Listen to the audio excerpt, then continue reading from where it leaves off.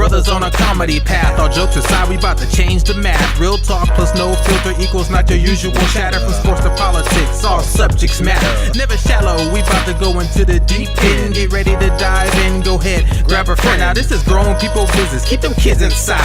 Now that's debatable, jump on, it's time to ride. Yeah, now that's debatable. Now that's debatable.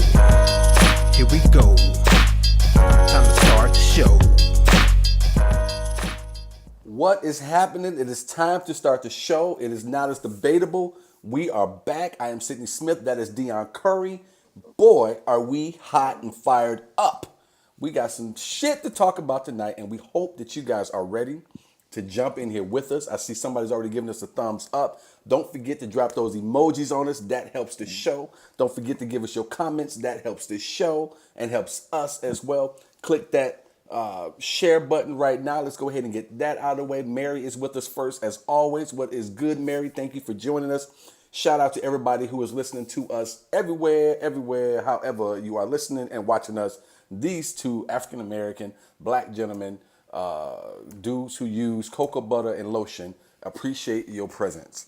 Dion, what is good? Dion is fresh back from out of town. How was the trip? Give us all of the fixins. Well, happy Monday to all the master debaters and to you, my co-host and brother, Sidney Smith. Right on with the cocoa butter shout out. I need some lotion right now. So the weekend was a lot of fun. For those of you who don't know, I'm on another podcast with Miss Pat Chris Spangle called the Pat Down Podcast. And every year she throws a fan celebration for all the people that support the podcast and the show.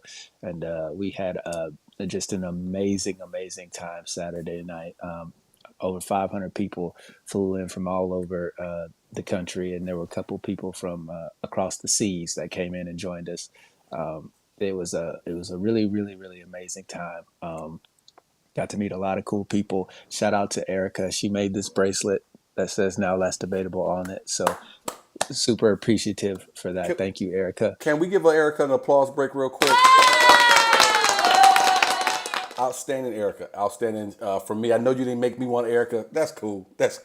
You know, I'm not one. I don't hold grudges or nothing. But I appreciate you watching the show. Showing some love to my brother over there, and giving him a bracelet. Thank you for your support to Dion, and thank you for supporting that half of the show, Erica. Thank you very much. All right, go ahead, brothers. Yeah, Erica, I think you made his list. You might want to get him a bracelet ASAP. But it was a really good time. It was a really good time. I'm happy to be back doing the show. I am a little tired because that Atlanta airport this morning was just a madhouse. I have TSA pre-check, and it took me 45 minutes to get through that. There was a line for the line, and it was like a maze. They had all these arrows. You need to go here to start going over there, so you can go over there. And it was just people weren't paying attention. You have TSA pre-check. I don't understand why people are in this line. Who I should save this for my what the hell. But if you're in line for TSA pre-check, you know good and hell well you're supposed to have your boarding pass and your ID out. And there were so many people. What am I? Oh, I'm sorry. Hold on. Let me find it. Oh, I got the wrong boarding pass. I need to go out of line and go. I'm like, oh my God, like this is a madhouse. So that was just frustrating. And then the flight, I sat in the window seat, and the guy next to me was a big dude who would not stop moving. I'm like, oh, this, because the plane was full, and he's just a fidgety big guy who spilled his drink on himself. It's just like, oh. He made an hour and 10-minute flight seem like 6 hours because he just would not sit still. I do not have TSA pre-check, and I keep saying I'm gonna do it, and I have not done it yet. So I'm gonna make this statement, and it's kind of like I'm asking a question, because I think in the regular line when people are going through TSA, I think people get, and you guys let me know if you fall into this category or if you thought the same thing. I think some people get stage fright to a certain extent when it comes to going through TSA, because you don't know, am I supposed to take my shoes off? Am I not supposed to take off my shoes? What goes in, what doesn't go in? Because almost every airport that I go to, it's a different set of fucking rules on what you're supposed to do. And a woman had told me one way to know whether you're going to have to do this or do that. And she said it was by the size of the fucking, the baskets that they have for you. Go ahead. This is the beauty of TSA pre-check. If you get pre-check, you never have to take your shoes off. Okay. Ever. Okay. So that's one of the perks. So you literally just put whatever bag or laptop or whatever in the little bin, and then you walk through the metal detector. Sometimes they have you do the little hands up thing, but most of the time I don't have to do that. I think I probably do it 2 out of every 10 times I fly with the pre-check. So you don't have to take your shoes off. The line is usually way shorter unless you're at a super crazy airport like LaGuardia or not LaGuardia but JFK or Chicago, Midway or the one in Atlanta, just a major airport. Normally, you go quick through and in a hurry. I'm sorry, bro. Shandis is with us tonight. What up, Shandis? Shandis is with us tonight. What? I saw her face pop up with "Hey, hey." Cheers to Shandis, you, Shandis. yeah, what's good? Thanks for jumping in, Shandis. Keith Roberts says it can be scary because it's so hectic. Shandis, we were talking about going through TSA. Just doing our little intro shit before we jump into the show. I am always I like to watch people going through TSA because I like to see who's nervous because I am one of those people. I'm a human being. And so, like, you go up and you're like, I haven't committed any crimes. What they know? Wait a minute, did I leave my bag somewhere? Did someone slip something in here? Move, there's a joint in here. I went over to the Starbucks, turned my back for. I think everybody gets a little nervous about going through TSA for the You unlikeliest. I got warrants. Are they pulling people for warrants? Just the weirdest shit. you have to walk up there with supreme confidence Oh, that you you have are in to. the right, even if you're in the wrong. You got to act like you own the place. I every time I go up there, yeah, I know I'm supposed to be right here. When they ask, hey, where's your let me see your ticket to see if you make sure you're supposed to be in this line. I just look at them like, here.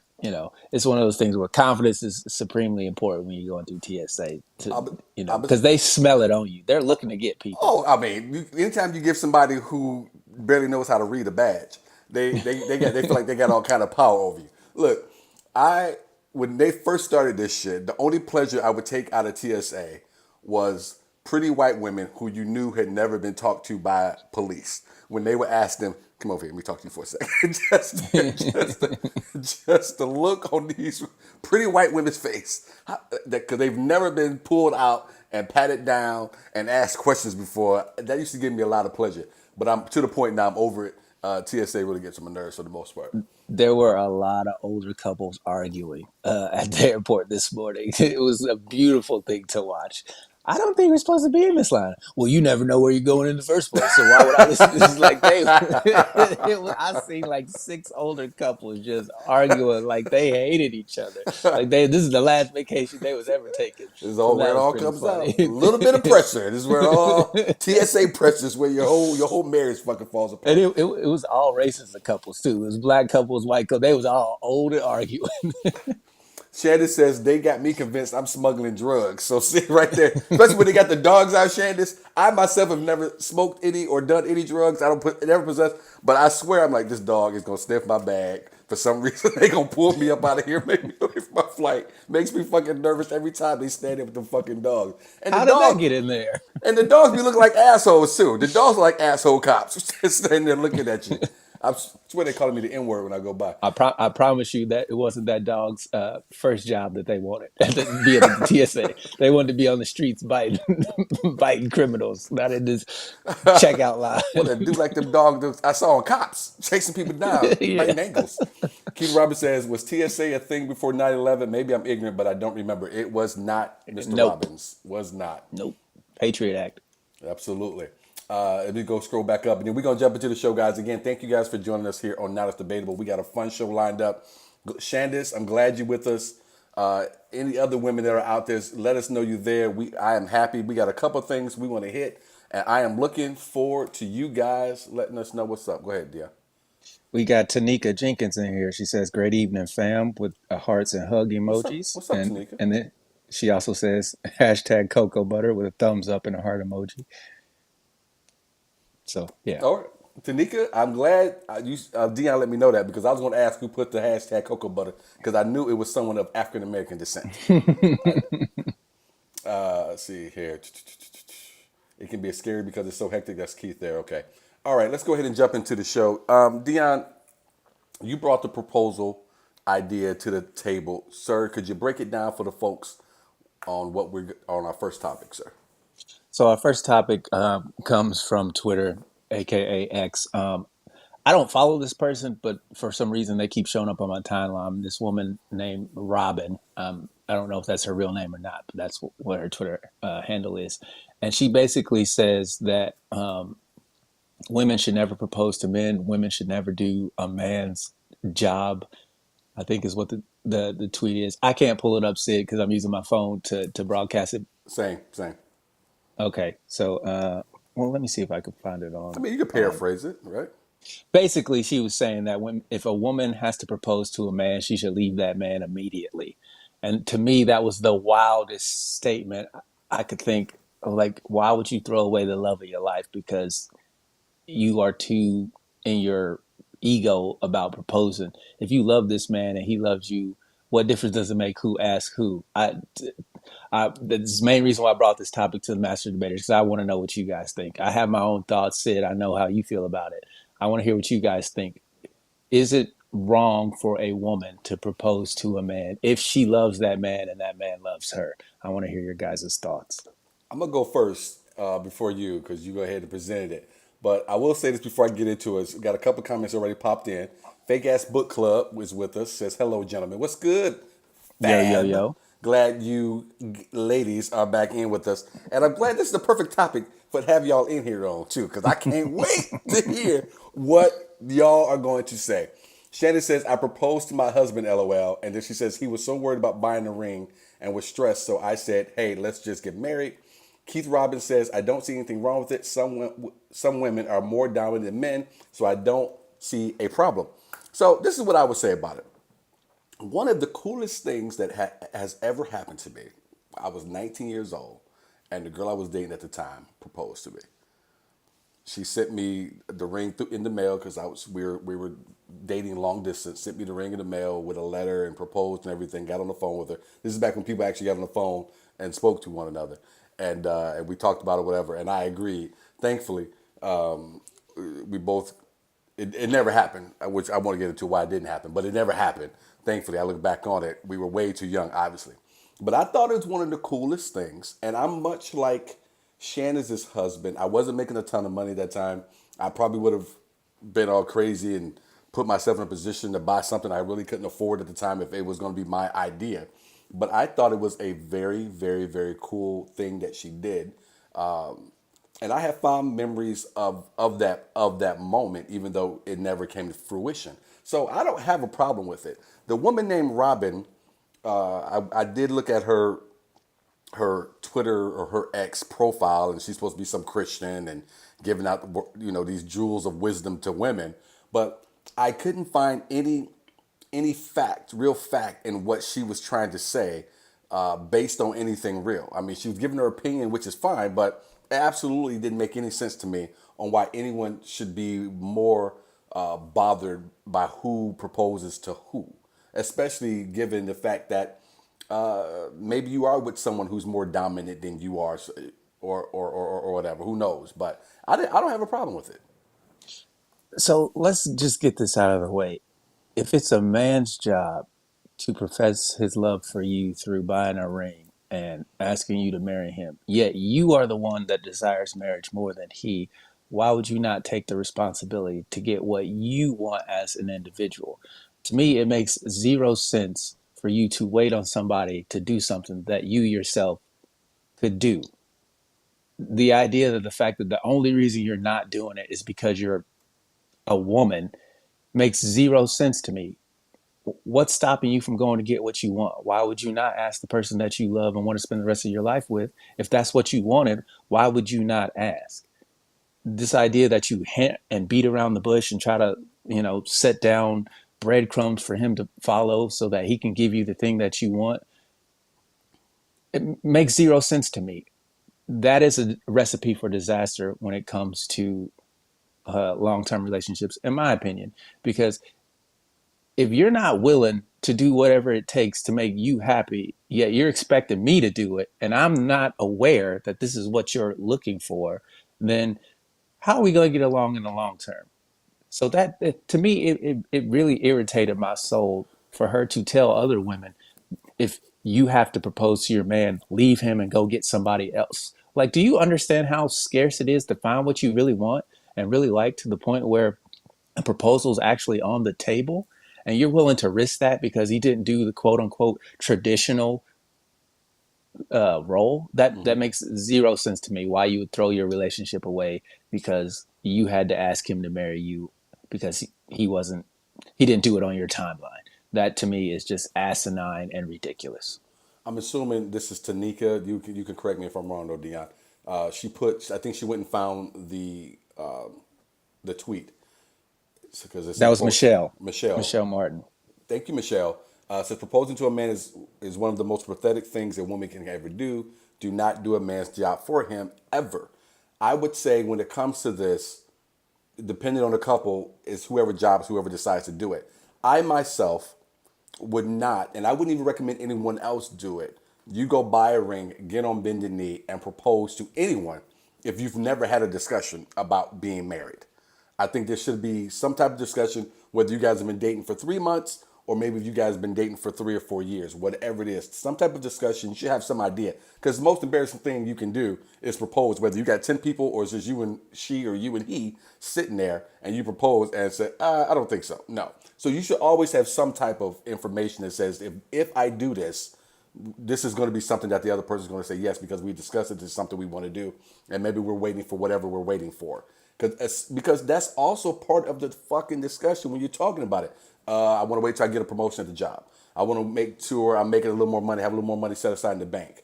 I want to make sure we can go and take this trip. Maybe we want to do a destination wedding. So let's do all those different things before you even propose. So you should already kind of have that in mind. So I don't think it's a problem either way. To your point, I think you're right.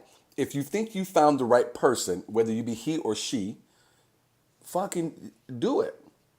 Do it. Now, there's some women who are more traditional and they want their man to do it, and I don't have a problem with that either. Again, if you guys have had the discussion and that this is something that the both of you want, I don't have a problem. If I recall correctly, Michelle, she was also saying something about women should not wait X amount of years and stay with a man longer than I think 2 or 3 years or something like that. If he hasn't put a ring on your finger by that time, you need to get out of there because he has no plans to be with you long term. And I completely disagree with that as well.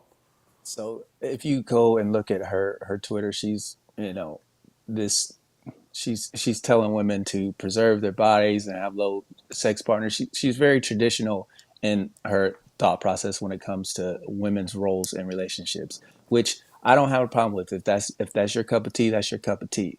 My thing is but that's specifically for you. This idea that what your shoe size is not everybody else's shoe size. What fits for you doesn't necessarily fit for someone else. And for you to tell them or shame them or make them feel some type of way because it's not how you want it done in your life is ridiculous. And I think we as people in America need to get away from doing that to where we can accept the differences, that some people are not the same and that everything doesn't have to go in one path. If you're with somebody for X amount of years, they haven't proposed to you, you want a proposal, and they're not giving it to you, it is what it is. If it's that important to you, why not ask them to marry you? If you truly care about that person that much, what difference does it make who gets down on one knee? At the end of the day, what you want is a lifelong relationship with this person, whether they ask you or you ask them. And the goal is to be together forever. So if that's your stopping block, if that's the reason why you will end that relationship, you couldn't have really cared that much. To me, this is just my own personal opinion, and we can all disagree. We can all agree to disagree. If you want something, the excuse to not go get it is the reason why you don't have it.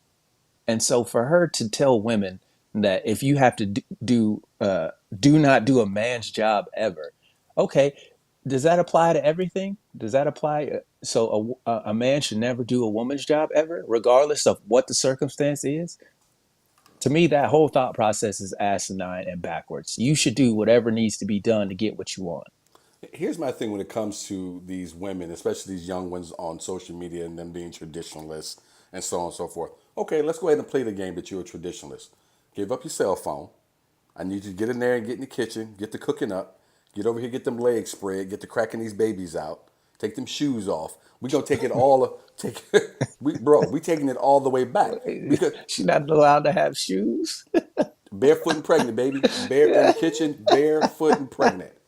Because if you're a traditionalist, You are a traditionalist. If this is what you think, if we laying down what the roles are, and we gonna go strictly by what a man and a woman should do, then I need you to have a few less opinions. You're talking too much. Don't nobody want to hear you.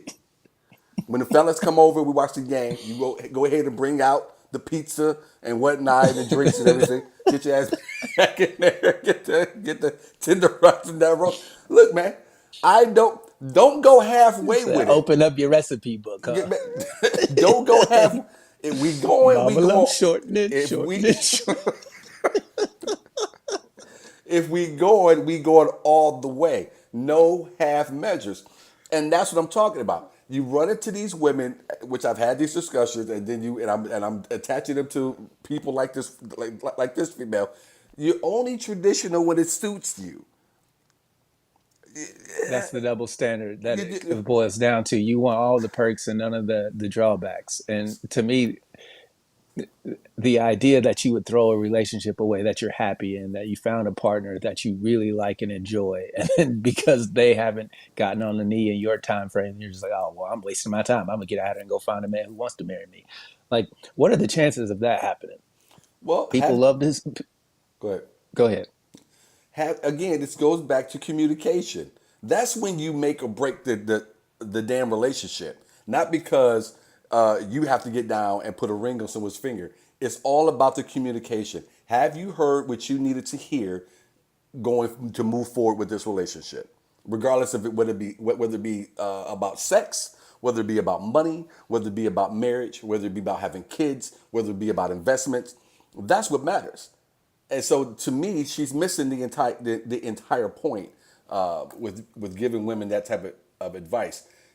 Fake ass book club says, "I think it's wrong for most people to propose." I'm not surprised you said that. Not surprised you said that. Shannon says the king and the grand gesture, the ring and the grand gesture wasn't important to me. Just the fact he wanted to spend his life with me, and I knew that was what he wanted. And that's what I'm talking about. Thank you, Shandice. Mary says, absolutely, it is not. If it's love and she chooses to propose, go girl. Follow your heart and be brave. See here, scroll through. Facebook user, oh, that was Michelle. Everyone's agreeing with you so far.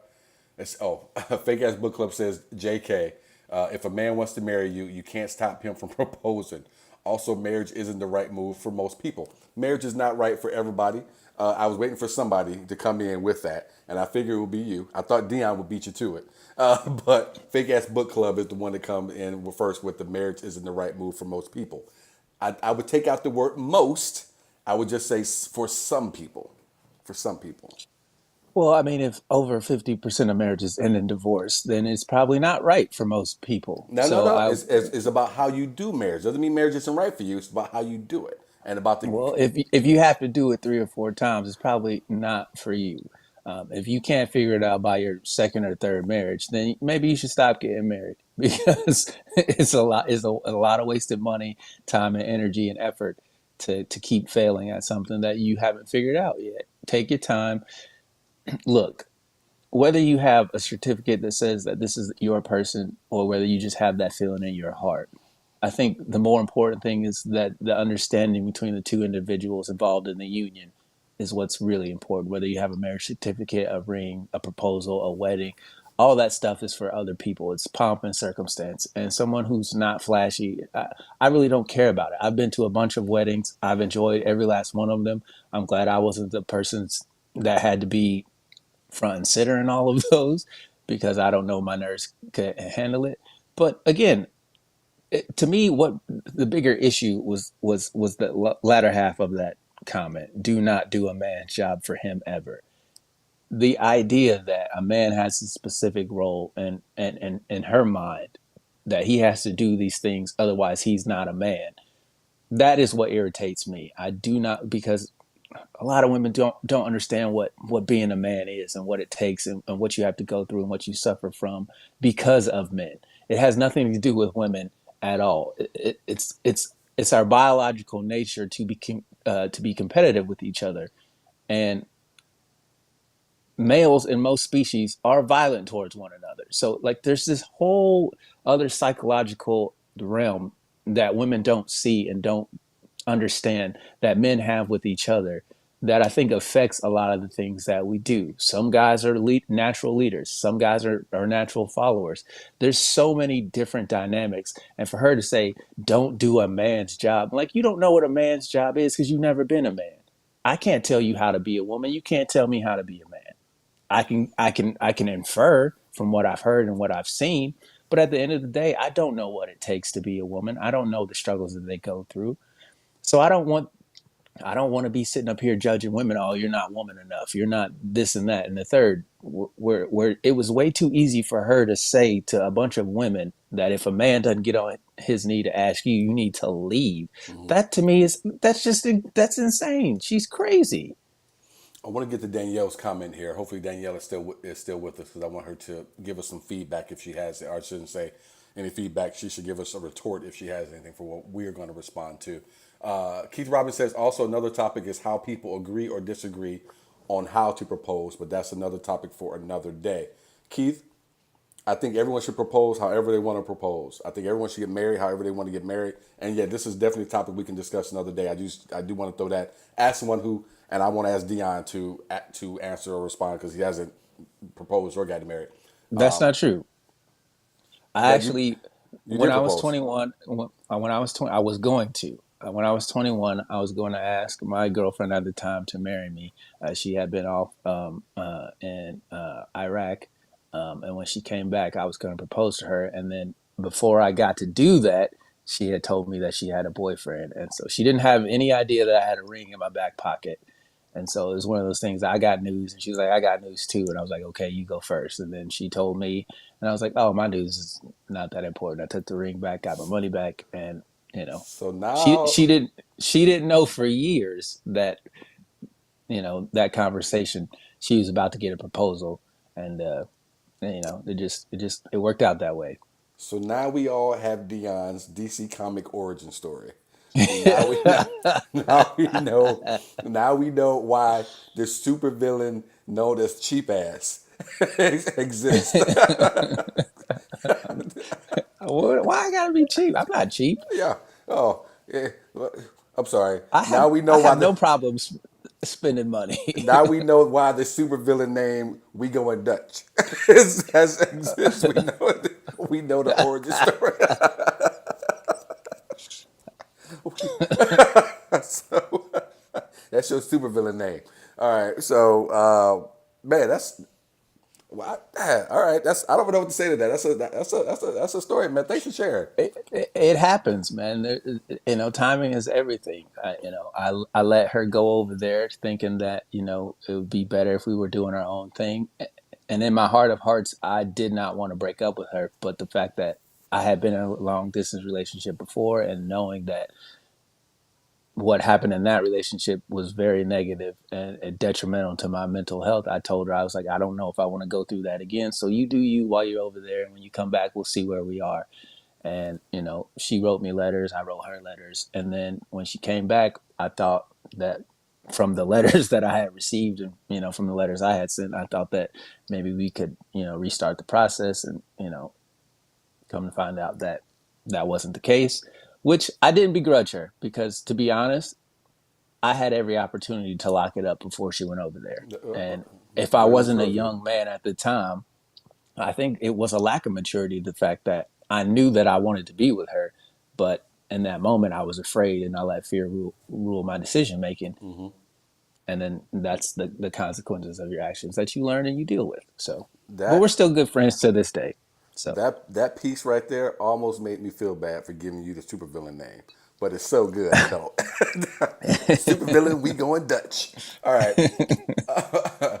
Keith says we already went with that one. Shannon says claim what you want, ladies.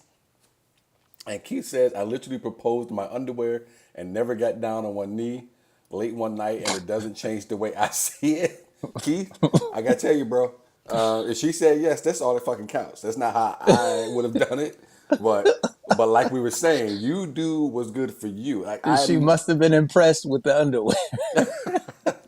or with the dick print. So that's right. That's what he led with. That's why he never got on one knee. You see Keith just standing there. You want to get married? You want to get married? You want to get married? You You ever see the man standing in his underwear pushing his pelvis out, trying to give you a Hand ring? on hips. Yeah, girl, what's happening?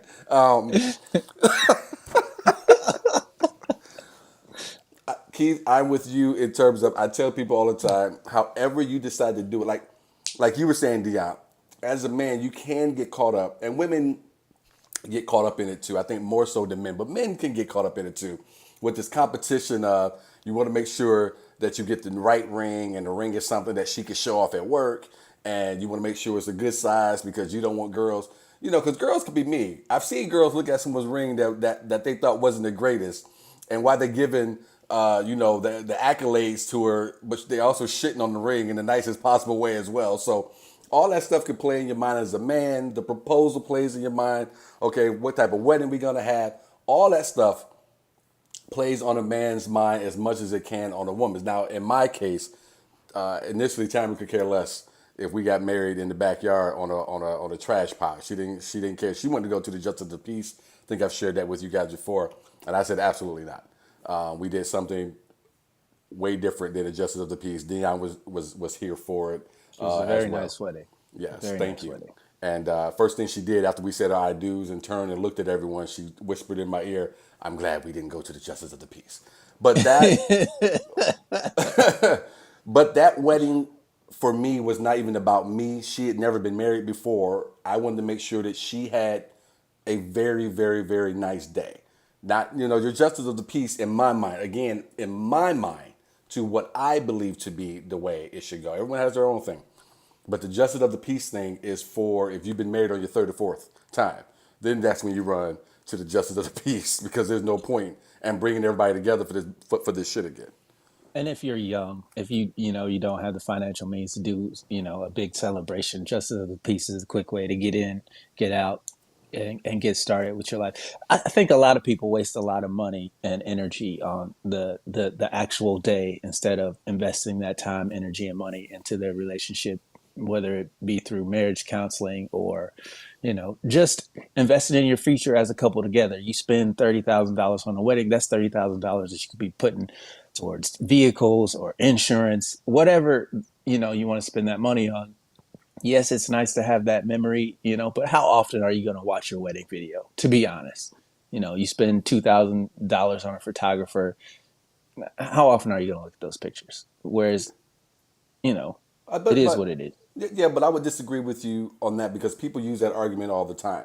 I think it's all relative. Now, Tamara and I were in a position where we were able to have the nice wedding we had, and then turn around and bought a house soon thereafter. Everyone isn't able to do that. So then I know a lot of times people say, hey, the money you're using for a wedding could be a down payment for a house or things like that.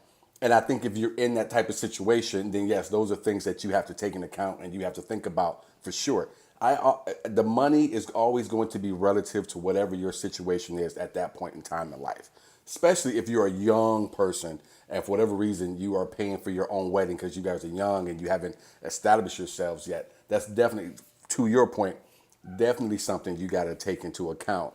Is this the best use of this money? Well, maybe I'm just not a marriage person after my history because Da-da-da!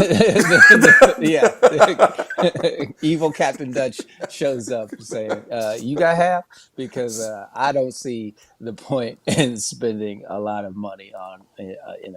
I would rather go on vacation, with a group of people But that's what I'm than to. saying. You can do both. If you can do both, you can do both, is what I'm saying. That's why I say it's all relative.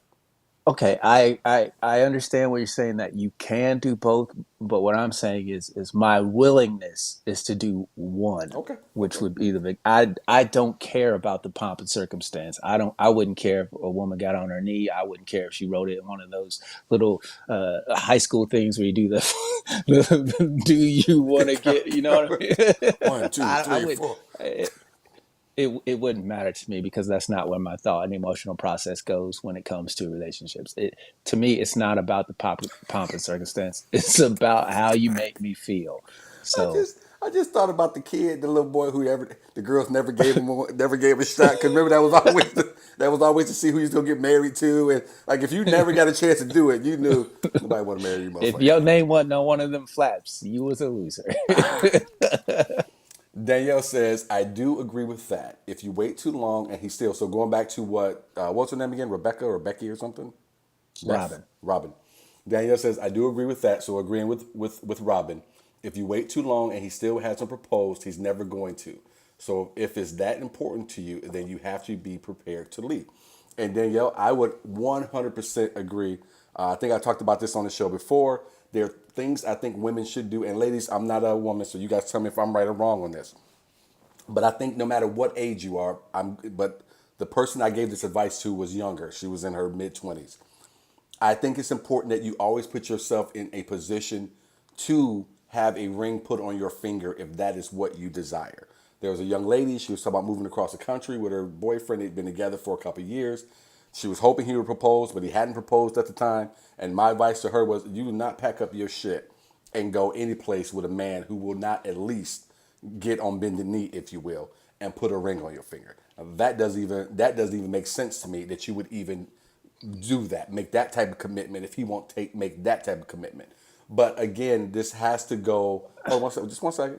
This has to go into the conversations. I hate to keep beating this horse, but you have to have the communication about what the two of you desire and what you're going to do moving forward. Where I will agree with you, Danielle, is if you have the conversations and you two agree that you do want to get married and you guys are trying to do it for this reason, that reason, if you do not see your relationship moving in that direction after having said communication, then yes, you have to be prepared to leave. Absolutely 100%. Dion, you were going to want to say something. I, why would you not ask? If that's what you want, if this is the person that you want to be with, why would you not ask? Why would you wait for him on his timeline if you guys have had this conversation that you want to be married and that you want to spend the rest of life, why would you wait for whenever he feels is necessary? Why wouldn't you take the initiative? Because women do this to men all the time where they leave these little breadcrumbs for you to like I'm not thinking the way you're thinking. So women want men to take the initiative all the time. And as a man, I definitely want a woman to take the initiative. Why do I have to do everything all the time? Why what is the reason why you can't ask me to marry you? If is it tradition? It Because could be. It traditionally could be. because traditionally men don't want to get married at all. like That's not. like That's not true. That's no, not. the only reason men got married back in the day was for land rights. I'll give you my daughter, you give me X amount of cattle and land, and da da da da. Da. That's the situation. It was a transaction. It had nothing to do with feelings and emotions. It had nothing to do with any of that. And so this whole tradition idea is a load of crap. It makes no sense. Go get what you want.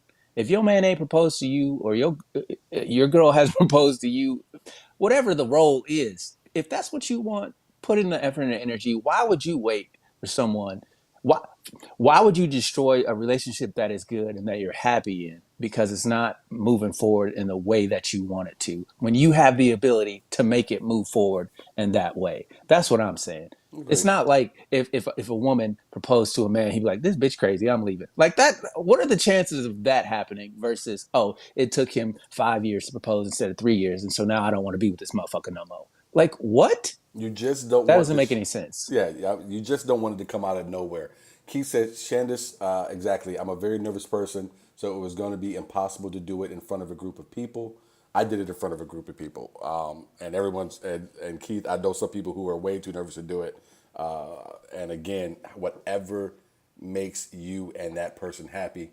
Danielle says, "Good point, Sydney." Danielle, I don't know what you're talking about exactly, but it sounds like a hell of a good comment. So you can all for that. Y'all This keep man, keep all the positivity coming this way. Don't forget no I didn't get. shame. Don't forget I didn't get a bracelet. Don't forget that I'm hurt. I'm devastated. I didn't get one of those bracelets there. All right. Damn it.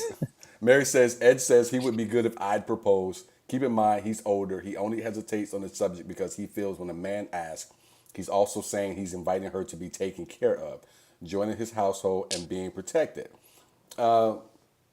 A woman's job is to protect her man too. Like that whole argument is ridiculous. You both have to do the equal amount of protecting. I just Jesus Christ. Do I do this? Maybe I'm wrong. Do I do this? Flip your cape. I don't that makes no sense to me. So I gotta go sacrifice my life and all this, and you just sit at home barefoot? No, absolutely not. Keith says, me and my wife laughed to this day about how I did it 7 years later, LOL. So they still talk about how he sat there with his drawers on, his tidy whities with his dick print. With his All this could be yours if you say yes. you ever heard of a man getting himself a little chub before he proposed?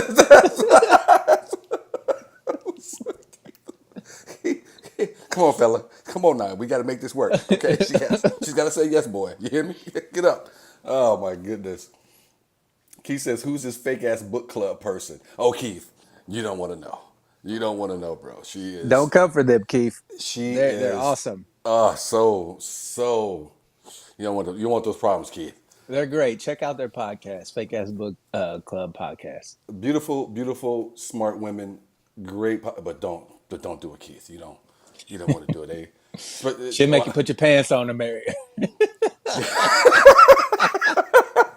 You won't be standing there naked saying, "Will you?" Because she'd be like, "Hell no." She'll actually make you take that fucking engagement ring and pawn it. That's what she'll make you do, Keith. All right. She might not even be here. I'm over here teasing, and she may be gone.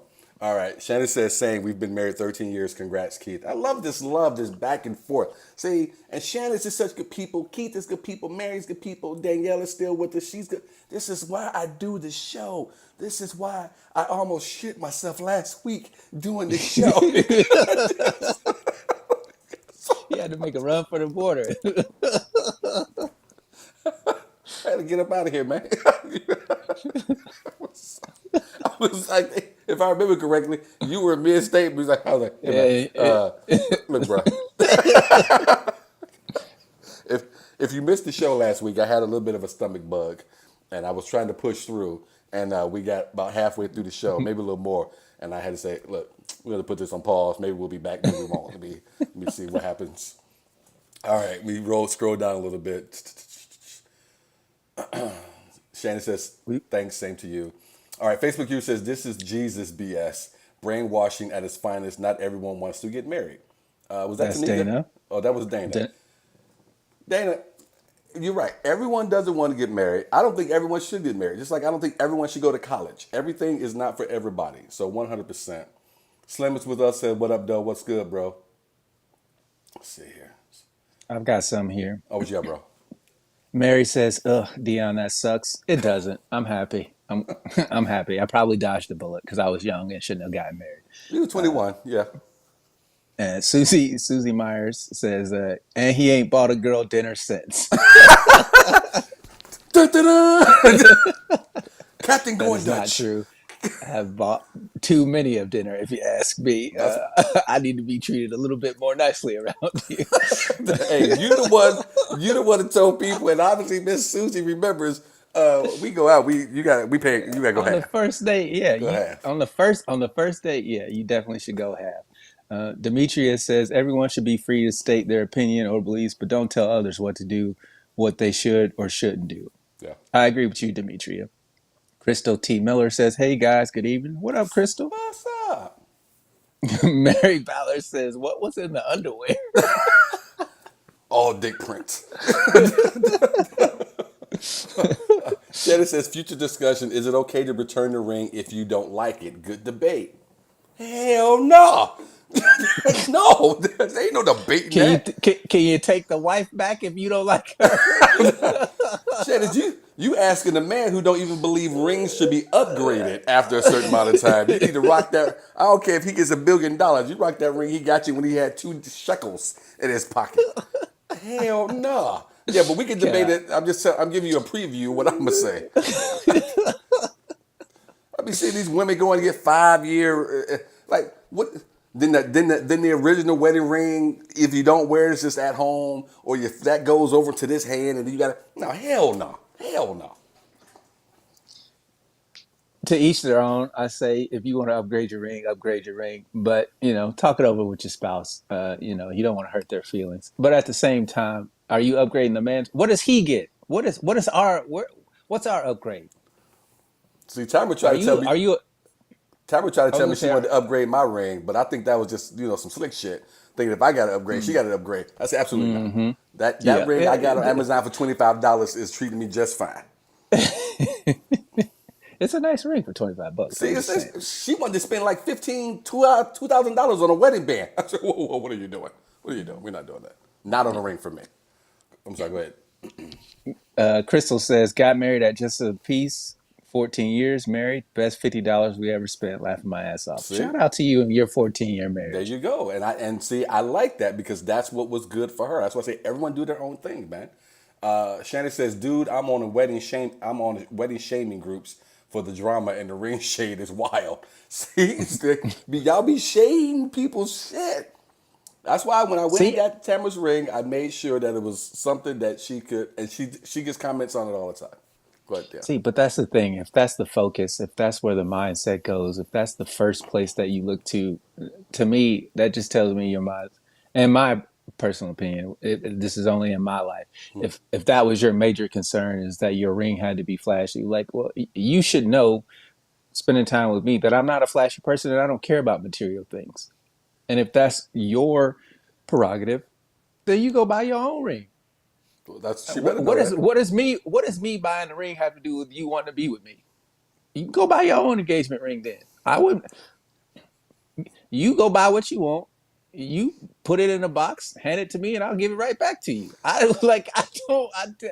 To me, it just doesn't make any sense. Any Whatever. any woman who would bring that kind of drama to you obviously has never seen your cape with the big CGD on Yeah. it. so, Captain Go Dutch is in the building. He can leap that check with a single pound. I gotta go to the bathroom. I'll be back. Excuse me. All right. Fake Ass Book Club says most of the men who approach me are married or have a girlfriend. Marriage isn't magic. 100%. I would agree with that. Dion and I can speak to married women approaching us, especially after shows. Marriage is not magic at all. That's why it's not the end all be all for everyone. And then I don't know But what's going see, on. some people's marriage is different. Some people have I was within their marriage I was the getting ready to, ability to go and do whatever it is they I want to was getting do. ready to say that, but I don't speak in other people's marriages because I have no idea what you people have agreed on doing or what you're going to tell me that you've agreed to do at minimum. At the end of the day, you should be seeking happiness within yourself. And so, whether that means your partner asks you or you ask them, why would you throw away all the relationship investment that you put in a person because they didn't do it on your timeline? If that's the single sole reason why you're not going to move forward with somebody, one, that's a good thing that person knows up. This woman wasn't really about me; she was about the situation, and so that man saves himself from a lifelong of misery. Happy wife, happy life. That's a load of crap. No, happy people make happy lives. If you're happy and he's miserable, you're a terrible person. You're not taking care of your role as a wife to comfort and support your husband. If he's miserable because your happiness comes first and that's the only thing you focus on, he should have never married you in the first place. You need to get that roast in the oven. I look and check on that. Look like them. I don't like my potatoes too soft. Susie says, hubby and I got married 5 years after the ring. Just us and our best friends. Been married 45 years. So I guess it's stuck without 5K and flowers. We got married with a $25 ring from Kmart. That's nice though. 45 years. See?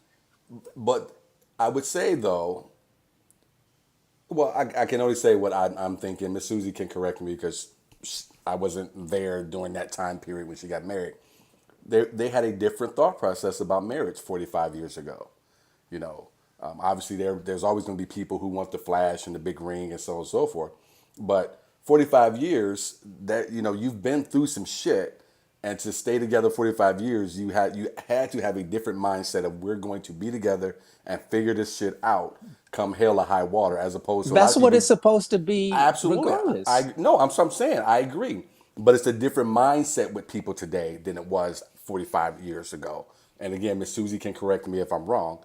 But just going based off conversations that I've had people with people older than me who've been married for that period of time, it's just a different mindset today with it. Well, and I think that that tweet is the main culprit of the different mindset. The idea that if you don't do a man's job ever, no, you do what's necessary for your relationship to have the outcomes that you want. Not this, oh, if he doesn't do it, then he got to go and I'm going to go find somebody else. Where's the commitment? Where's the death to his part in that?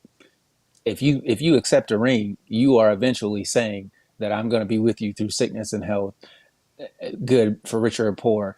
That's what saying I do means, right? And if he gets down on his knee and he says, "Will you marry me?" He's asking you that question delayed till the wedding day. So this whole idea that if he doesn't do it, then you're not going to say yes to that question when that day comes, to me, it's just asinine. Shannon says, I worked in the jewelry sales for 14 years, and the stories I could tell you of pissed off newly engaged ladies is crazy. It always gave me the big sass because I would see how excited these guys were and how happy and excited they were about what they chose.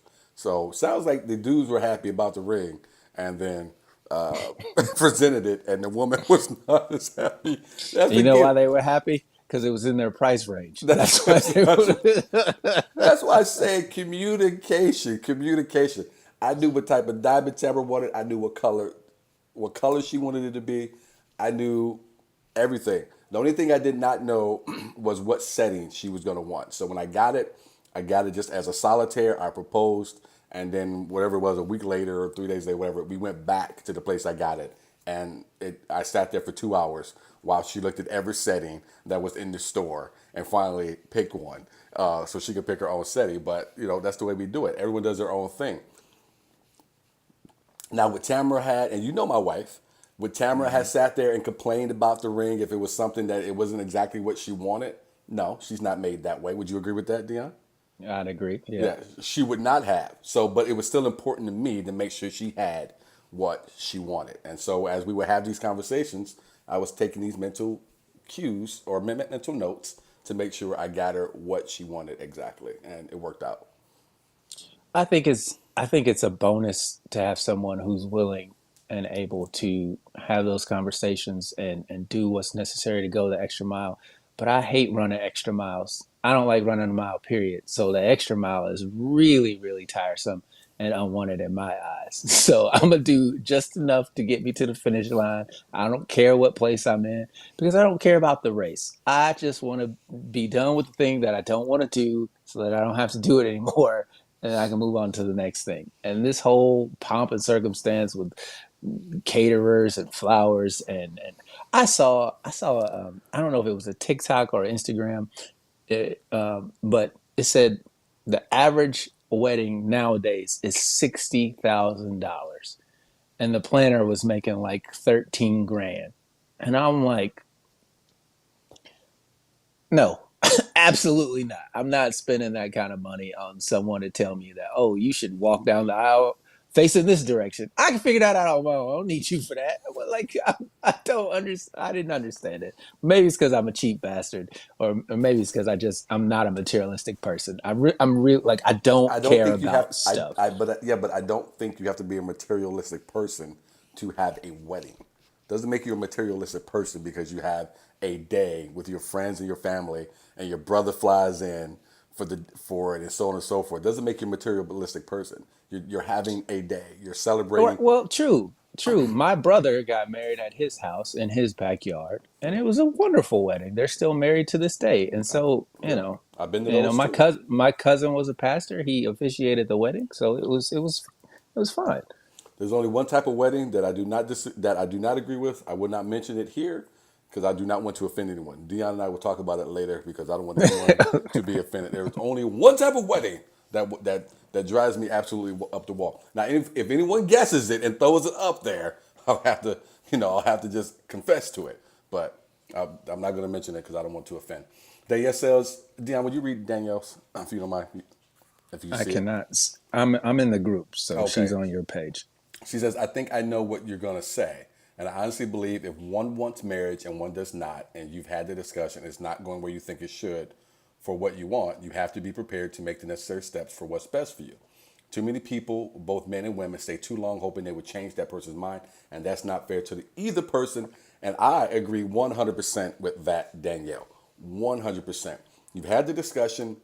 Get the hell out if you guys are not seeing life the same way. You're right. People stay too long trying to change someone else. I don't know what age people finally get to. I think it's maybe their 30s, hopefully, where you figure out at least you should be out of the changing people business.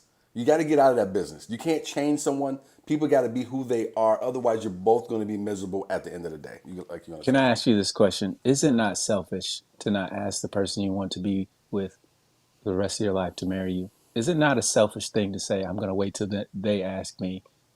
If they're not doing, if the timeline is what's important here, did you really want to be with that person for the rest of your life?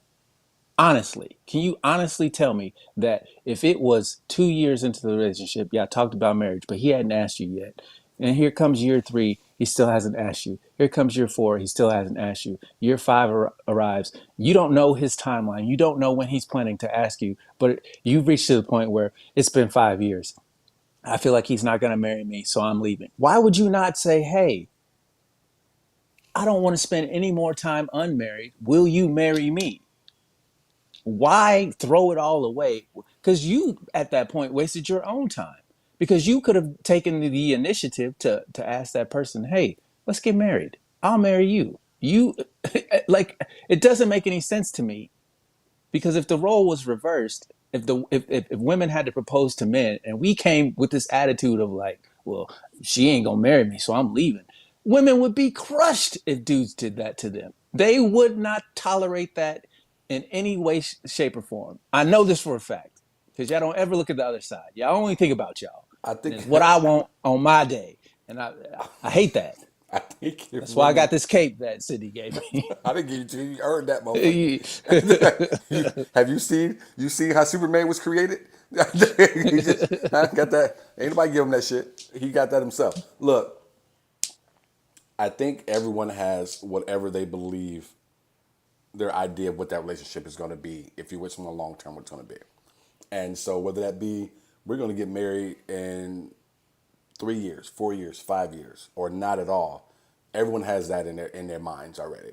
So if you are a woman and your limit is 4 years, you better have had a conversation before you reach year four if you want this man to propose to you to figure out if he even plans on doing it.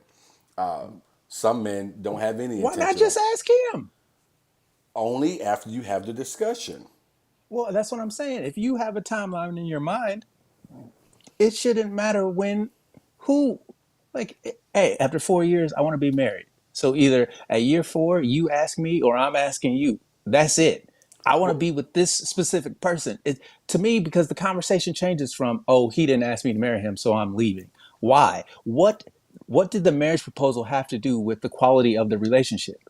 That's what I'm asking because you throw away a good thing that you're happy in because you didn't get one specific thing on the then timeline you that you wanted then it. you're not happy in it because if your goal is to be proposed to No, and whatnot. you're not happy about the situation. The relationship because if he asked you a day after your timeline ended, are you going to tell me you're saying no because it took 4 years and a day? I get your No, that's ridiculous. look, I get your argument, and the only thing I'm saying is if you have the discussion and you put it out there, I would like to be married. I don't want to waste any time, so we've been together 3 years. I would like to be engaged and plan that next So get phase on your knee and ask me to marry you. by year four, and you discuss whatever. Only if he's willing to actually marry you.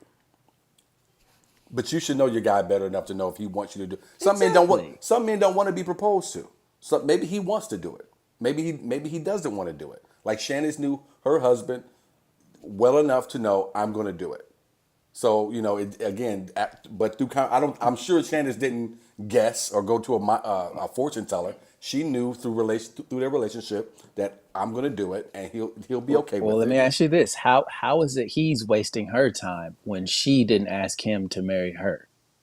Say again. I'm sorry. If it's always the man's wasted this woman's time after 4 years, he didn't ask me to marry him, so I just wasted all my time. You wasted your own time because you didn't ask that man to marry you.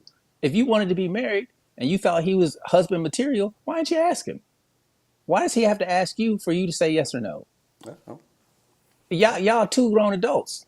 Take again this whole pushing the responsibility onto the man. It's his fault we're not together. No, you wanted to be married, but you didn't ask the question. So whose fault is it really? Is it because again, you don't know his timeline. You don't know what he's planning. If he hasn't told you, and if he has told you, you weren't willing to wait. So at the end of the day, that's on you. That You happens got too. That happens it. too. Just it doesn't make any sense to me. That That's all. happens too. Aaron says pumpkins on my mind. I'm not quite sure what. Oh, I know what you're talking about. Aaron was there. You son of a bitch. Aaron was. Aaron was at my proposal, which we tried to disguise as a Halloween party, and we really don't do costumes. I think I've told this story before, but we really don't do costumes. Tamara went and got these pumpkin shirts for us to wear to this Halloween party, this fake Halloween party. And all of our friends, including Aaron and everyone, I forget, there was quite a few people there, standing outside where I had candles and rose petals and all that kind of shit out there. And after I got on bended knee and proposed, first thing she said after she said I do was, "How could you let me wear this pumpkin T-shirt?" So that is what Aaron is referring to. Still have those T-shirts. I cannot fit that shirt, even if I wanted to. Even if I wanted to. Think, think I was probably about 180 when I proposed. All right. Scrolling through. Mary says, print isn't enough. I need proof. Going back to Keith's dick print. Mary says, I agree, Dion. I protect Ed constantly. Shannon is laughing about the print is enough, I'm sure. Ed has 2 rings and doesn't even wear the good one. So, but Ed works with his hands. That's probably why. Keith says it comes back to that video, fake or not, of the woman pissed off and not wanting to go out to the Cheesecake Factory because you're too good for it. Keith, that video drives me absolutely nuts because I feel like everyone's faking that now. Like everybody's faking these arguments. I can't go to such and such, such and such. The only thing I thought, Keith, about the video was you look like a person who would go to the Cheesecake Factory. So I don't know what you're talking about. But She looked like she was a member of the Cheesecake Factory. if they had a membership, she's never late on her fees, Yeah. on her dues. Let's see. Mary says not everyone's marriage is exclusive, especially in Phoenix. We have a large community of swingers out here in Arizona. Danielle, Pineapples. pineapples, different color rocks, different color light bulbs. Flamingos. Oh, all kind, man. You better be careful whose house you're going to. That's. I think one time Tara and I got invited to a place and we went and we pulled up and she said to me, "Are we sure they're not swingers, right?" I said, as far as I know, but I said, if they are, we'll get the fuck out of there. But as far as I know, they're not, because you don't know out here, man. Danielle Marie says, "Baby daddy got me a ring I didn't love. I kept it for a while, trying to love it. Then I went out and bought my own for the one I liked." Danielle, I'm not surprised by that, but that's because we go way back. And I'm gonna leave it right there unless you decide that you want to say more. Here we go. She said, "I should have known then to run." LOL. So like I said, I wasn't gonna say nothing. Fake Ass Book Club says, "Thanks for shouting us out." Absolutely. Every week you on here, we gonna give you some love, even though you're a terrible person to me. We still gonna give you podcast love. Oh man. You guys are giving us some great comments. Thank you guys for watching the show. We do appreciate it. I'm trying to scroll through so we can jump on to our next. Fake Ass Book Club says, "Who's supposed to propose with gay and lesbian ninjas?" Nice try. I'm not answering that question. Gender roles go right out the window. I'm sure they figured that out. However they figured that out. Shannon says, "I got to get going soon, guys, but in case I miss it, for the record, Jada is Lord Voldemort." I like that. And that is coming up next. So if you can, hang in there because I want to hear your thoughts if you have more. Aaron says, I used to send out happy anniversary messages every year. I had to stop. Some of my clients are divorced. So Aaron Richardson on the show here, good friend of mine, DJ'd our wedding, MC'd our wedding, I should say, because he's more than a DJ. So that's what he does. He has his own business. And he gets pretty busy this time of year, throughout the entire year, but especially this time because it's starting to cool off. But that's what he's mentioning. He had to stop sending out the messages because so many of his clients are getting divorced. Here's a good comment. Mary Ballard says, I agree with Dion. Both people have to give for ultimate happiness and a successful marriage. I can't say S's today. I don't know what is going on. So it's crazy. Y'all should have heard the pre-show meeting where I tried to say shoulder surgery and I butchered it. I don't know S's why are you why would you embarrass yourself? Why would you? because I have no shame. Mary says upside down pineapples. See, Mary knows. I don't want to. I don't want to know why she knows, but she knows.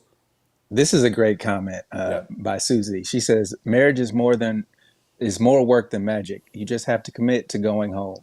When you're mad, when you're hurt, when you're frustrated, go home and work it out. Too many people look outside the marriage for what they need."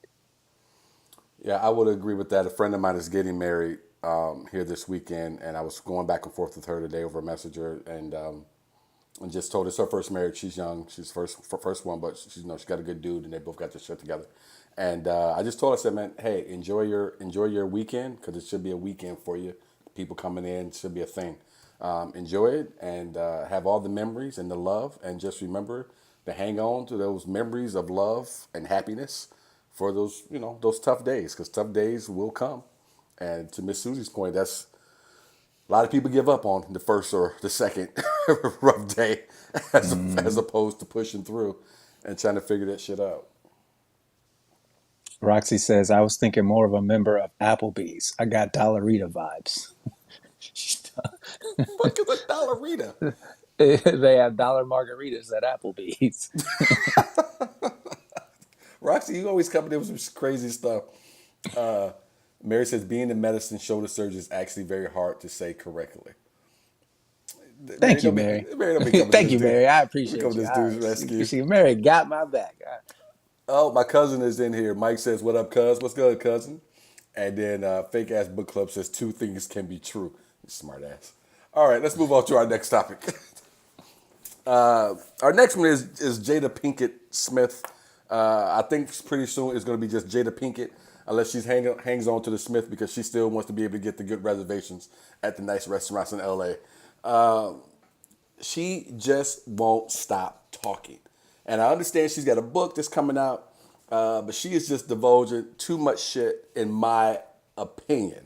And it's in a book now. I'm assuming, and you guys can tell me your thoughts on it. I would love to hear it. I'm assuming Will had some type of notice on what she was going to put into this book that I'm sure she had a ghostwriter to write. But the thing that kind of caught my eye a few days ago was she was on the Today Show and being interviewed with Hoda. And she says she and Will have actually been separated since 2016. So I found that to be a little odd because there's been a couple of things that have happened over the last couple of years that Will seem to be a little bit more engaged in and emotional about than I would think a man who's been separated for the last 7 years. Also, she's let us all know that Tupac proposed to her and she turned him down, which again, Dion and myself, find to be a little odd because she's always talked about this love she had for this man. And then the other thing I wrote down here, she said the reason she did not ever be with Tupac or say yes to the proposal, so on and so forth, was because they just didn't have chemistry together. Dion, let me step out of the way for a moment and let you and the master debaters, if you guys have anything you want to share on who Shannon called Lord Voldemort. What are your thoughts on Jada Pinkett Smith these days, sir? So people always say, I need to tell my truth, right? This is a common phrase. I'm going to tell my truth. Here's the thing about Jada's truth. It's full of lies. I am so tired of her getting in front of a camera and lying to people with this woe is me. It's, I'm not the bad person. I've got trauma, blah, blah, blah, blah, blah.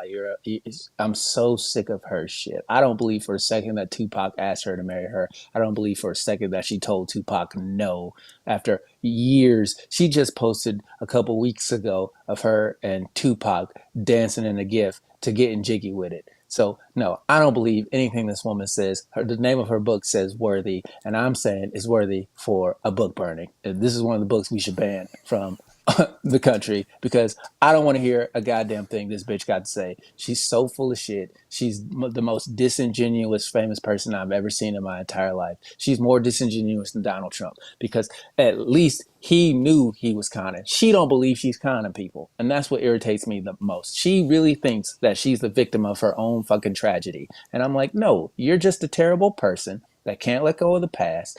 You talk about. Chris Rock asked me out when he found out that me and Will weren't together. Like, why are you telling me that? What do I need to know that for? What purpose does that information serve? It doesn't make you look good. It don't make Will look good.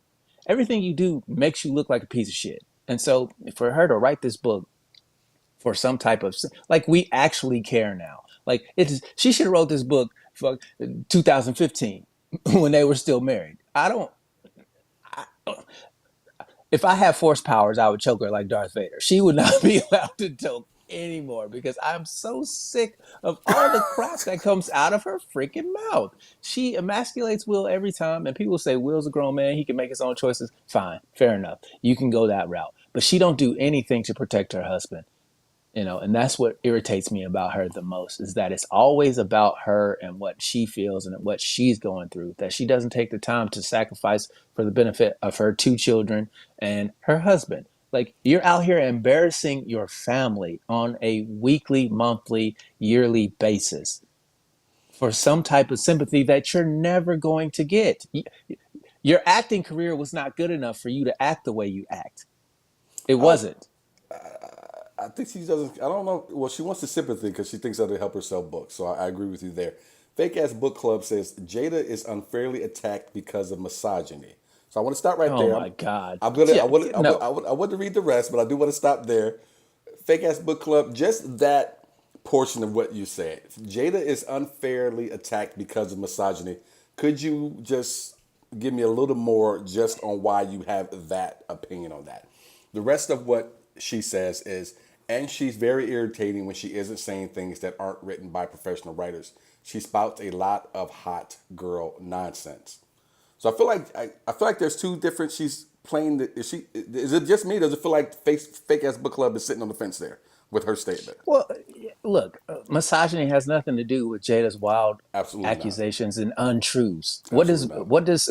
What does me being a man have to do with her saying to her husband, "I was in an entanglement"? No, y'all were separated, but you were legally married. You were having sex with your son's friend And in it the house that your husband bought. and it goes What does back. misogyny have to do with that? Nothing. It's a And it, terrible thing to do. it goes back to what a lot of people are asking, and Mary asked at the bottom here, does Will have no self-respect? Mary, I have no idea what is going on with Will Smith because the man is a powerful individual in Hollywood. The man is worth, I want to say 300-400 million. You guys fact check and correct me on that. He has anyone who wants to work with him. He's a powerhouse. I have no idea. And he is the star of that family. Everything everyone gets, that includes the Willow, that includes Jaden, that includes Jada. I don't know what his oldest child with his first wife even does, if he has any part to do in Hollywood. But between those three people, anything that they've gotten, commercials, music contracts, your little red table talk, whatever you've gotten has been based off of your connection to that man, without a doubt. You couldn't convince me of anything else. So I do not know why she chooses to go out of her way to embarrass this man over the last few years every chance she gets. I don't know if he lacks any respect for himself or if there's some kind of deal that's been made to stay quiet while she does what she does and then we'll quietly get a divorce at some point. I wouldn't be surprised after this book is released, and maybe there's something else that happens for her, or maybe after this book is released, there's some quiet divorce that they announced down the road. I don't get it. I do not understand it, because even if you wanted to be separated, there would have to be some type of line that he would have had to draw that says, "Look, we can be separated, and I'll still cut your checks, and you can still use your credit cards, you do whatever you want to do, but I'm gonna need you to shut the fuck up, because you can't be out here embarrassing me and spending my money at the same time." To me, no, people are gonna not like what I'm about to say, but just stay with me for a second. To me, it reminds me of godly love. No matter what you do to me, I'm still gonna love you regardless. This is the closest thing I can think of in human form to godly love, because she has done multiple egregious things that if it were done to me, there would be absolutely no coming back from. Yet he has still maintained that that's his wife and that he cares about her and their two children. I don't know any man that would sit there and who is as powerful as Will Smith, who could get any woman that he wanted, including Jada Pinkett Smith, who would sit there and allow this type of behavior to continue year after year after year after year without having completely unconditional love. No matter what you do to me, I'm gonna love you. I'm not gonna leave you. They both have came out and said that they just don't want to get divorced. That no matter what happens between their marriage, they were not leaving each other. To which I say, okay, I'll accept that as the truth, because clearly there have been multiple things that both of them have done to where they should have just separated and moved on with their lives and stopped spewing all this crap out into the world so that we have to have these conversations. At the end of the day, I look at Will Smith as someone who genuinely, truly loves that woman, regardless of what she does to him, because he loves her. And you can't speak to someone's reason for loving someone the way that they do. You know, whether it fits what you feel is love or what you would be willing to tolerate, that's debatable. But in my eyes, I see unconditional love there, because he could literally get any woman that he wanted. He's Will fucking Smith. I mean, he's one of the most powerful people in Hollywood before the slap. So it wasn't like he could be, he had some type of, oh, I can't do better than Jada. He clearly could. But yet here he is allowing her to write a book, allowing her to have the red table talk where she embarrasses him on numerous episodes. And your son. And your son. And so it's one of those things where clearly he loves that woman. If out of all the things in this situation, I could applaud him for simply having that depth of love. And it's sad because when you look at the inverse, you don't see that depth of love on her end. And that's why I give her so much shit. Because at the end of the day, he don't embarrass her. He doesn't say, my wife is a crazy bitch who slept with my son's friend in my own bed. He doesn't do any of that. Mm-hmm. That's all her. And so you can Because you wouldn't know about it without her. Exactly. So it's one of those things where if she wasn't out here running her mouth, taking every opportunity to embarrass this man, we wouldn't know any of these things. We don't need to know any of these things. No one's asking for Jada's truth. It's one thing to tell the truth. It's another thing to spew it where people aren't like, oh, I didn't need to hear that. That's too much information. It serves no purpose other than to try and get sympathy. And I can't have sympathy for somebody who is cold and callous with someone who clearly loves you more than anybody else in this world who is ever going to love, more than your mama. We'll get to some comments here before we end up getting out of here. Facebook user says Jada is determined to destroy Will as a man. Just leave him alone. Why does she keep kicking him in the balls over and over? She created drama to boost her book sales. And That's Susie. Miss Susie, I would agree with that, because I think shortly after, excuse me, I feel like I want to sneeze. Was it the red table talk, or was it after the slap where she was like, I'm saving it all for my book? Was it both? I think it was after the slap. Okay, so you are probably most likely right, because she started talking about this book was coming after that slap came. Mary says, does Will have any no self-respect? We talked about that. Fake Ass Book Club says Tupac was definitely in love with her, but he was very young and was also doing a lot of coke, allegedly. Yeah. Okay. I'm gonna scroll down here. I'm gonna come back up, guys, but I just want to touch on this real quick because Fake Ass Book Club did reply to my request. She says men disrespectfully cheat all the time, and people don't hate him. Men who abandon their children do not get the amount of hate thrown at her. Well, I would say this to you, and I'll let Dion, but I want to say this first. Wait, what? Let me go first. Men disrespectfully cheat all the time, and men don't hate him. First of all, I would disagree with you. If Will came out and said and did some of the things, there would be women running from everywhere hating on Will Smith, without a doubt. You guys can't wait to support each other no matter what no matter what the woman has done. So I definitely disagree with you there. And then men who abandon their children do not get the amount of hate thrown at her.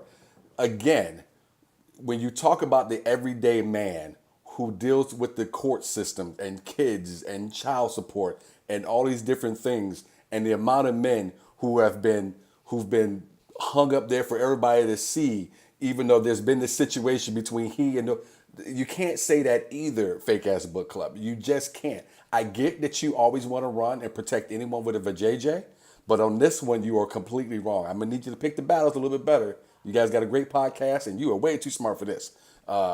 No, Dion, but no, absolutely.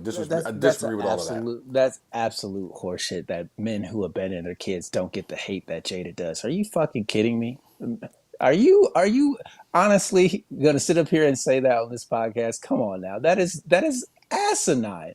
Men have been drugged through the mud for leaving their children for eons. Like everybody, it's a well-established fact that the deadbeat dad term exists. So don't tell me they don't get hate for leaving their kids. You got a term for it. This woman gets out here and says that I was in an entanglement. She doesn't even own the fact that she was having an affair with her son's friend. This wasn't some random guy. It was her. It was a kid who was suffering abuse that came to them for help. And she took advantage of that. If a man, flip the roles. If Will Smith was talking to Willow's friend who was going through some shit and he slept with her, y'all would be ready to fucking tar and feather this man. So the idea... He'd have never got an Oscar. He'd have never been nominated for that. So I don't want to hear... This fake misogyny crap has got to stop. I'm so tired of the fact that men hate women because they're women. No, we hate the bullshit that women get away with, that you other women don't hold women accountable for. Let me calm down. Let me just say this. Let me say this. Let me see if I can do this. I'm gonna give you the screen to yourself if I can. Go ahead. Go ahead.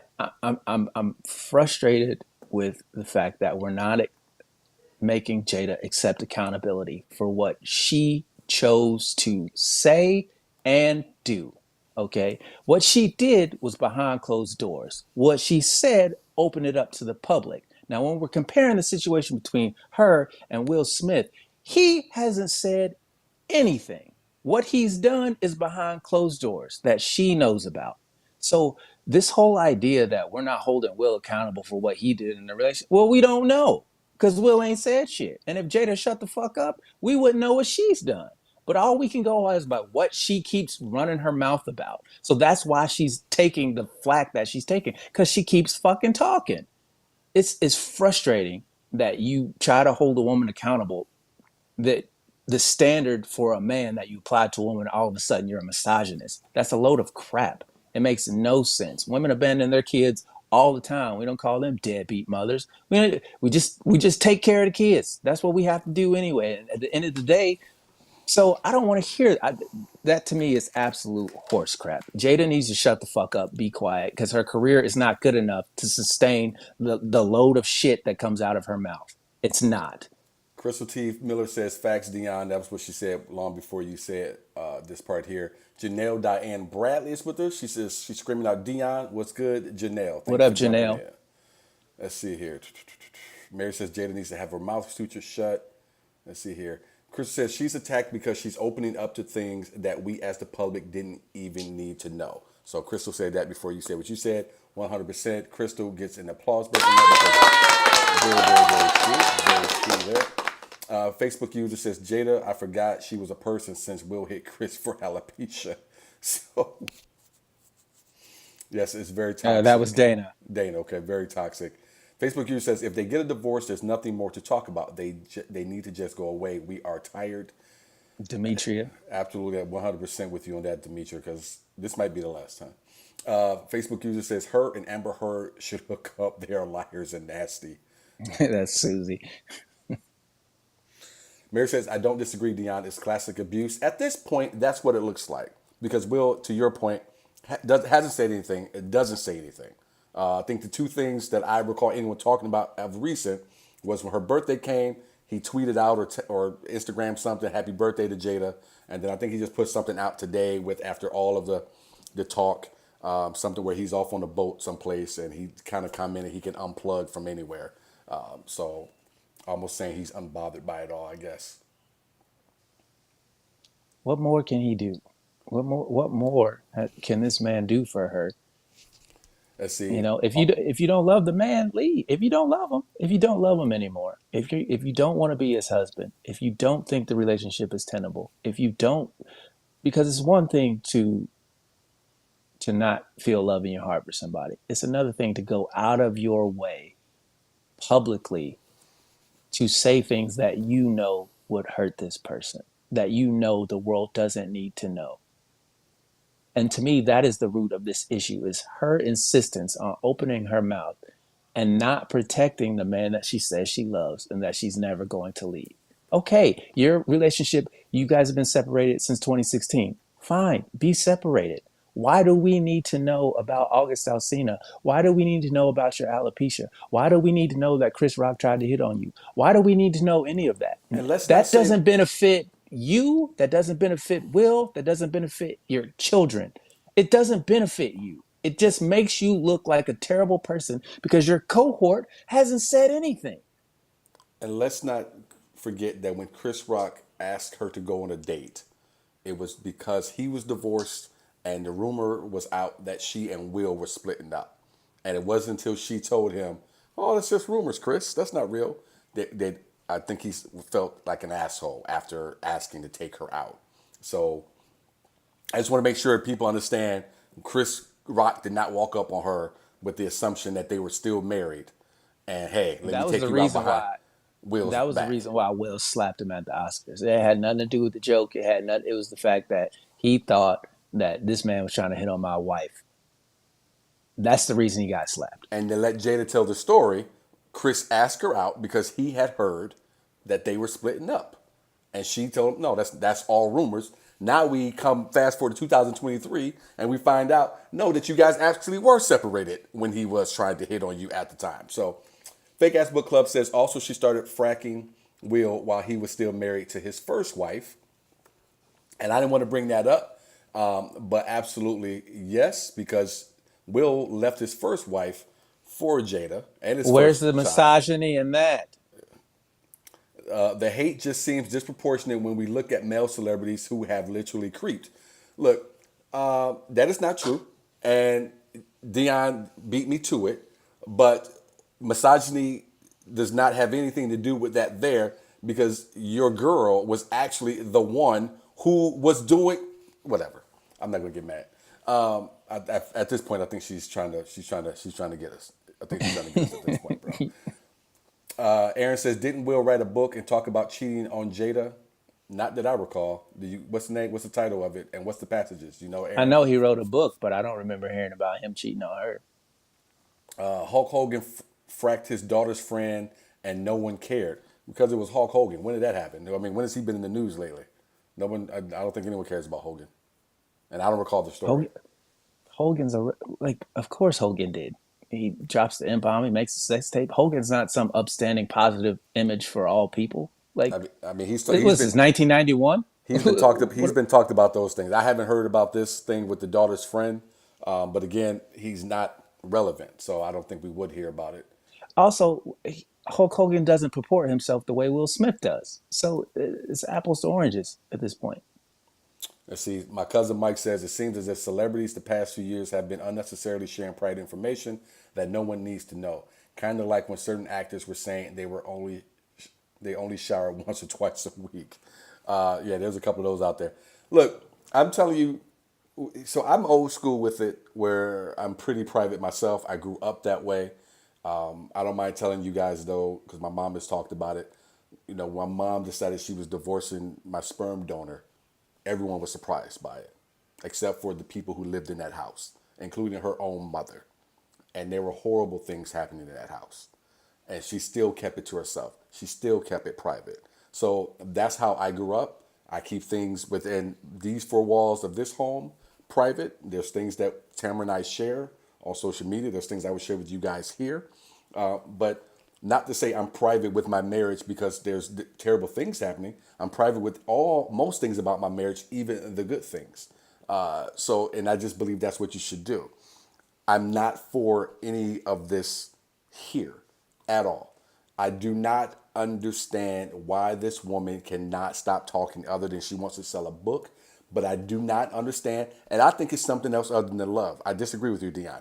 I do not understand why one of the most powerful men in Hollywood on the planet allows himself to be dragged every single time this woman wants to say something. Let me ask you this. So You sound so creepy we when you said that. Go well, ahead. I'm saying, let me ask you this, because we admitted that he was married and he had sex with Jada, right? That was his choice, Yeah. and he's been with her ever since. Yeah. Clearly, there's something there that this woman has a hold on this man. Now, I can't speak to his mindset because I've never met him. I don't know him. But what I'm saying is when you think of the definition of love, it's no matter what, I'm gonna love you anyway.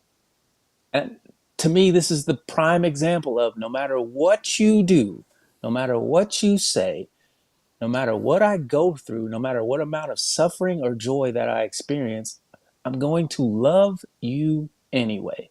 That's the only thing I can applaud him for, is that through it all, he still has genuine love for this woman who clearly does not love him the same way. To me, that's magical. Is it asinine? Yes, but that's part of being a human. Is sometimes you do things that makes no sense to other people, but that's just what you feel and you can't explain it. I get that. I completely understand that.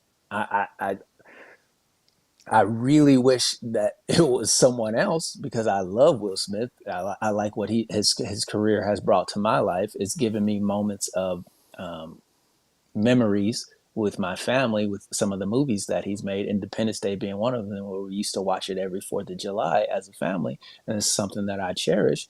But, at the end of the day, he could move on.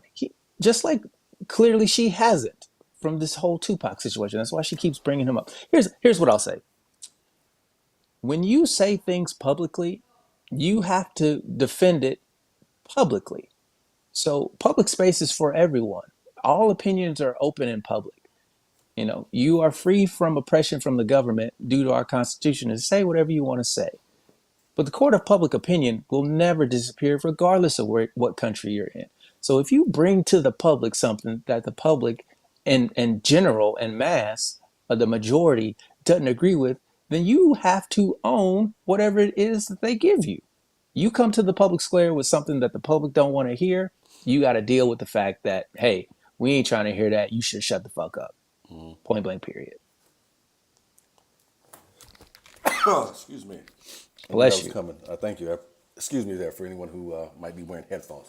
All right. Fake Ass Book Club says Will is better than her. FR. I'm assuming she means for real. Keith Robbins says Deion Curry's face is priceless. Laugh my ass off. Fake Books Club has a few messages here. She says no one hates 50 Cent. Future.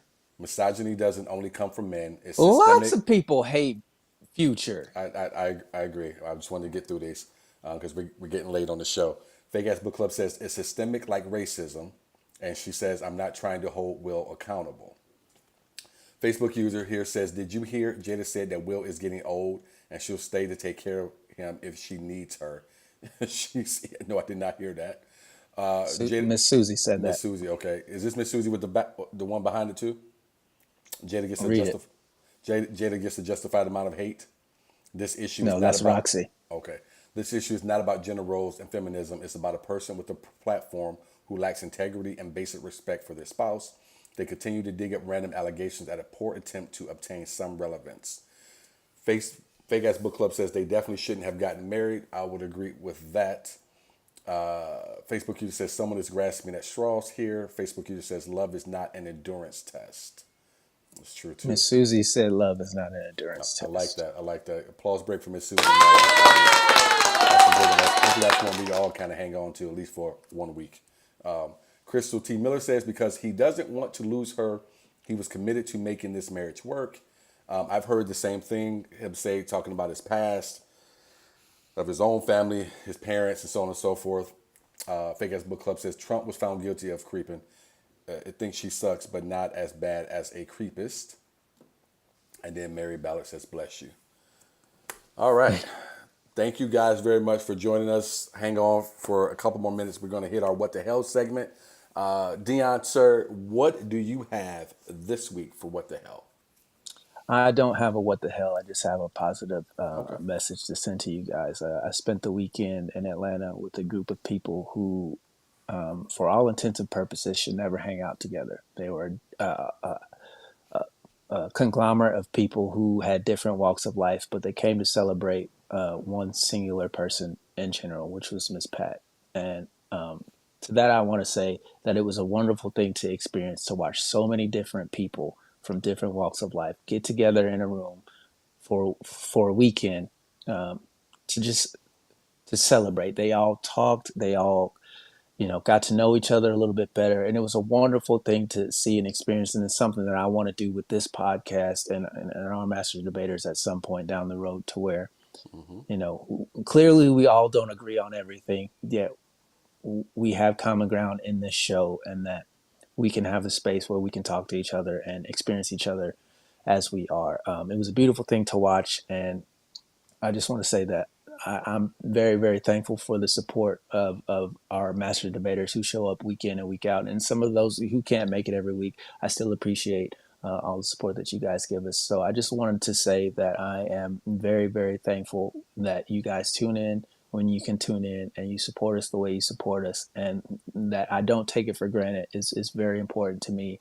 I really, really cherish that, and I'm thankful for that you are willing to take an hour and a half out of your week to spend with us and to share your opinions and thoughts and your comments. And I truly, truly appreciate it, and I'm very, very thankful. To show you that Dion and I have a pre-show meeting, but we try not to give too much of what we're going to say to one another. You kind of said the same shit I said, except for without the Miss Pat party, because I wasn't there for that.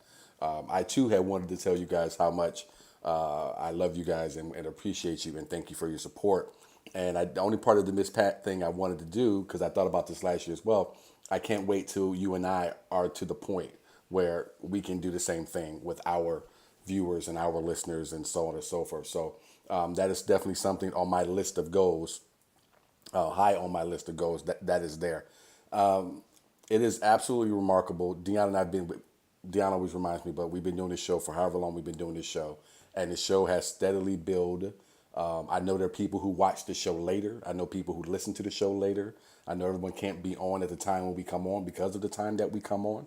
But the amount of you guys who do come on, and the amount of people you've brought along with you is amazing. It is something that is very humbling for myself, and I know for Dion, to see us grow this community and grow it together. And we try to go through changes and put a third chair and then take a third chair away and put a third chair and take a third chair away and keep the show going and try to bring in a screener and all the different things that we tried to make the show better. We were very serious, then we weren't so serious, and then we can be serious, then we can't be serious.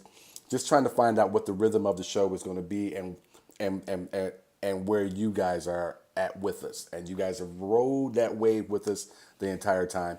I can't wait to see where we go next year and the years beyond. But I know we're going to get there, and definitely appreciate you guys being here with us every step of the way. If you are in the Valley, I know Mary will be there for sure, but Dion will be in town. We're going to hang out. We're going to have some drinks. We're going to have a great time that night of my special on November 11th. So would love for you guys to come out and celebrate and take pictures and all that kind of stuff as well. But again, we didn't talk about this ahead of time, but he was ahead of me on this one. So nothing but mad love for all of you guys. Thank you very much for everything that you do. Not a lot of people can get me to do a show, even though I have the shits. So you guys are awesome. Facebook user says, "Thanks, guys. Have a great week." Face or Fake Ass Book Club says, "When you say misogyny doesn't exist, you sound like white people who say racism doesn't exist. Instead of denying it outright, keep an open ear to possibly that you're not aware of it because it doesn't affect you." And what I would say to you, even though I was trying to be on this nice fucking thing, but you decided that this was the perfect time to send this Fake Ass Book Club, is this: sometimes you want to play the card too often. And when you play the card too often, you're playing it at the wrong time. That card does not need to be played. If you know how to play spades, if you ever played spades, maybe play your big joker at the right time. You like to pull your big joker out right on the first chance you get to throw a spade. It's not the right time. It isn't the right time. Misogyny is not part of every discussion that takes place between a man and a woman. And this is a perfect example of misogyny having nothing to do with this at all. And I know you know that because you stay out of one side of your mouth, everything you say about misogyny, and then you come out the other side of your mouth and say, well, I'm not really here to rep Jada. Pick a side. Get off the fence because I know your asshole's got to be getting a little puckered up with those sticks up there. JC Jones says, can't wait. Mary says misunderstood. Yeah. Mary And I says never said, for the record, I never said misogyny doesn't exist. I said it just doesn't apply in this it situation. doesn't. It doesn't. It doesn't So, matter. It doesn't apply here. No one ever said it does. It doesn't. It doesn't matter. Show's over. All right. Thank you guys very much. We appreciate you guys. We will see you next week. Mary says the Patreon. Don't forget the Patreon. Don't We do forget. have a Patreon. Yeah. And then Facebook user says euchre. Play euchre. Euchre's fun And too. Dana says play euchre. Euchre is fun. Facebook user says, "Oh Lord, we're going to end up with the moderator again." No, we're not. Everybody, have yourself a great week. Have a great week, Whoever said that, everybody. fuck you. Whoever said That that, was fuck you. Roxy. We appreciate you.